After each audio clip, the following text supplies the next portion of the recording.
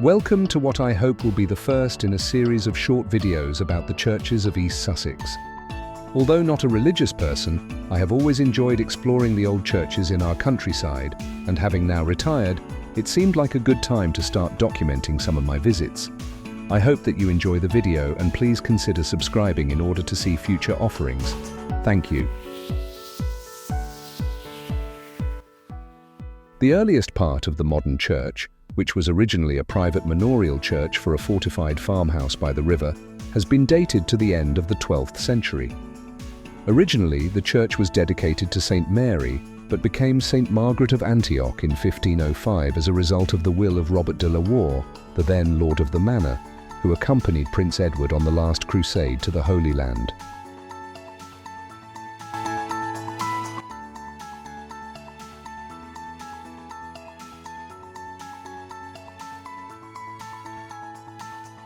The bottom of the tower is late 12th century and the nave may be 13th century. The south chapel and chancel are 14th century, with a fine piscina, stone basin, sedile, a group of stone seats for clergy, normally in the south chancel wall of a church, and Easter sepulchre.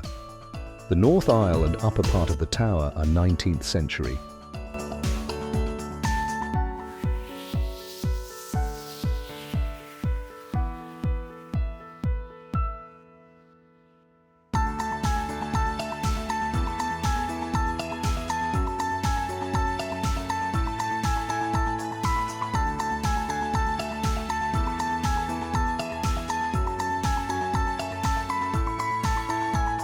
Over time, the village has moved, with only the church and a few old houses left near the medieval manor, which stood close to the confluence of two arms of the Ouse. The parish was in the Archbishop of Canterbury's deanery of South Marling, and the church contains evidence of its links with the holders of the manor and later of the adjacent Isfield place.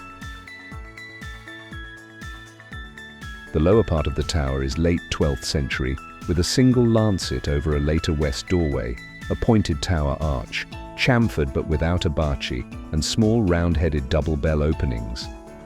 In the nave is a restored south lancet, which is 13th century, though the walls may be of the same date as the tower.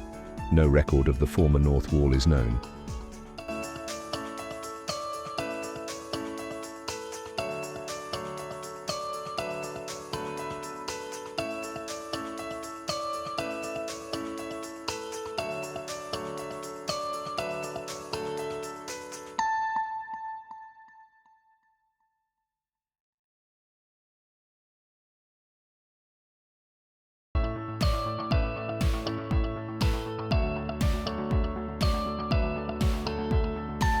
In the early 14th century, the chancel was rebuilt.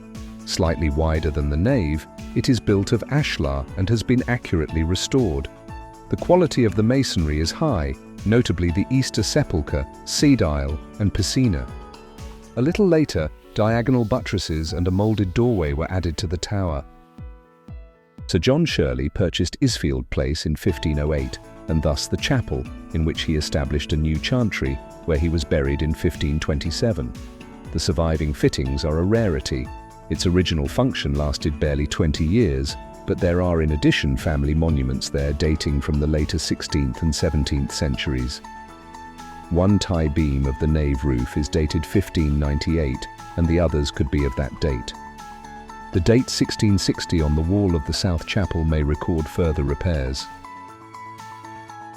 The tower was untouched until 1893–94, when J. Rawlinson added a belfry stage, heightening it by about 17 feet, and redesigned the top with battlements relieved by lively gargoyles at the corners. It has a spike in place of a conventional spire, a form more usual north and east of London. The cost of the work was £700.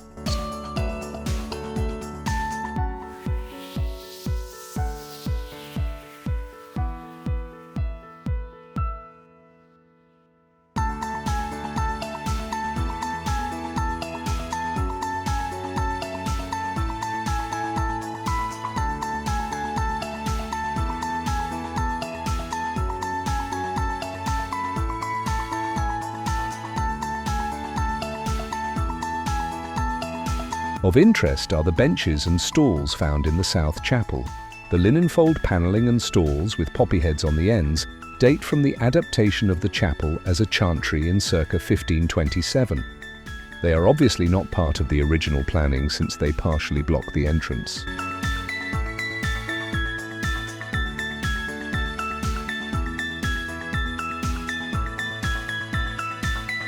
The Easter Sepulchre is in the north chancel, part of the 14th century rebuilding and related to the piscina and sedilia.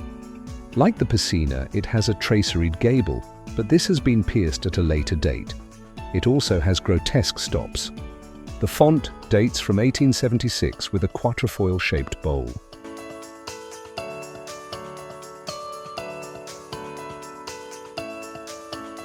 Monuments include in the South Chapel that of Sir John Shirley, died 1527, relatively modest, with a chest in a recess with a grey marble-crested top bearing shields. The brass figures have gone. Also, Sir Edward Shirley, died 1559, rather similar, but the top is very depressed and the brass figures remain, including other members of the family. The figures are closely related to work by the Nail Group. It incorporated the 12th century marble tombstone of Gundrada, thought to be from Lewes Priory, until that was removed to Southover in 1775 by Sir William Burrell. Thomas Shirley, died 1579, is a more complex architectural surround with bulging columns and a pediment. Perhaps unexpectedly at the date, the effigies are brasses. Sir John Shirley, died 1631, his alabaster effigy lies between his two wives on 3 steps, and their children kneel below. All are within a coffered arch on columns with allegorical figures above. The piscine, in the south chancel, is from the 14th century. Large, it is linked to the sedilia, from which it is separated by a pinnacle. It has a traceried and crocketed gable. In the south chapel, partially destroyed by Sir Edward Shirley's monument, is one side of a similar one, also 14th century.